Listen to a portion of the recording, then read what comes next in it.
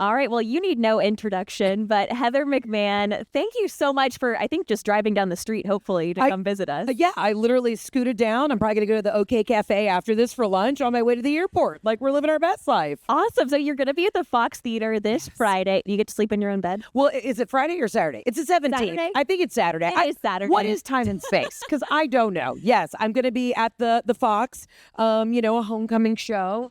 I love the Fox is my favorite theater, obviously in America. I shot my last special there. This is my hometown. There's nothing better than playing for the most critical people in your life, which is your friends and families. Yeah, I was going to ask, is the show pretty much sold out with just family and friends who have notes afterwards, I'm sure? If they have notes, and then my mom just wants like 200 free tickets. I'm like, I don't know how to tell you this, Mom. I have paid for all of your girlfriends. I buy their dinner every time we go out. The least they could do is buy a ticket to the show. Yeah. It's unbelievable. This is my job, Mom. Thank you so much. Yeah. Mm-hmm. So you're at the Fox. You're in Atlanta. When friends come to town or when other comedians come through, where do you recommend people go? What is your thing that you're like, you have to do this? Ooh, okay. Well, I'm a big foodie, so I'm always saying you have to go to Yepa. You have to go get an Aperol Spritz. You got to live your best life. You got to eat your way through the city. You got to go to the Optimist. I have my spots. I always deter people though from going to the Varsity because I think like we have built up the gut flora to be able to handle the Varsity, but so many people just get sent blindly to the Varsity and then they have to go do a show at the Fox, and those two things don't add up unless you want to end up with a tummy ache all day. No hate, no shade to the Varsity. It honestly is like drinking the water in South America. It's like they have the stomach for it. We are prepared. You are not. Yeah, the fact that we have a Varsity in the international food court at the airport is insane. So yeah, let's eat a chili dog and then get on a flight to China. That makes sense. Make that make sense to me. I love it. Yeah. Speaking of, okay, so you brought up the airport. You have accomplished two of my personal dreams recently. So I wanted to ask you to rank them if you can. Okay. Number one, you became a Delta Million Miler. I did. Yes. That is insane. And number two, you got complimented by Nick Saban. So please tell me about both of these things because I am in awe. Well, the Million Milers was through blood, sweat, and tears. And my husband made a joke to me the other night. He was like, Heather, you've spent so much money on Delta. At this point, you probably could have just flown private. So I was like, no, Delta loyal forever. Keep climbing.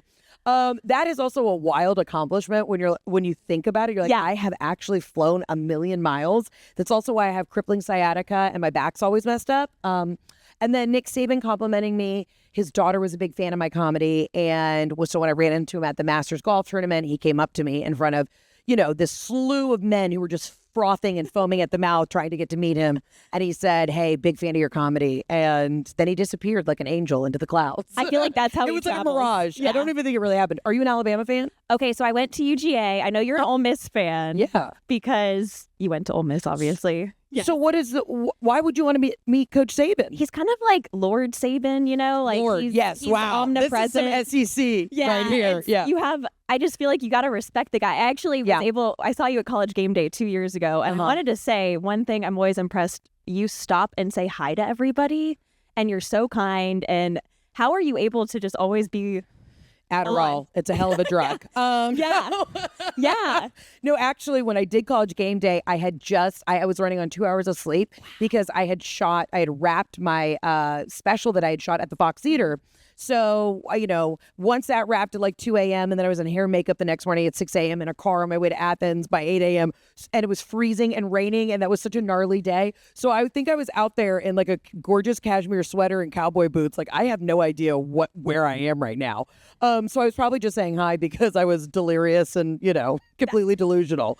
But no, I'm so grateful that people tune in my comedy, come to my shows like this. I get to live the dream. So why would I not be kind and grateful for the opportunity to meet people? Is there ever a time where someone comes up to you and says, I can't say the full phrase, but tiramisu? Yeah. And you're like, oh no. Here's the thing. They yell it at the airport and I always I'll be going down the escalator at Atlanta airport. If you ever want to find me, I am always at the airport.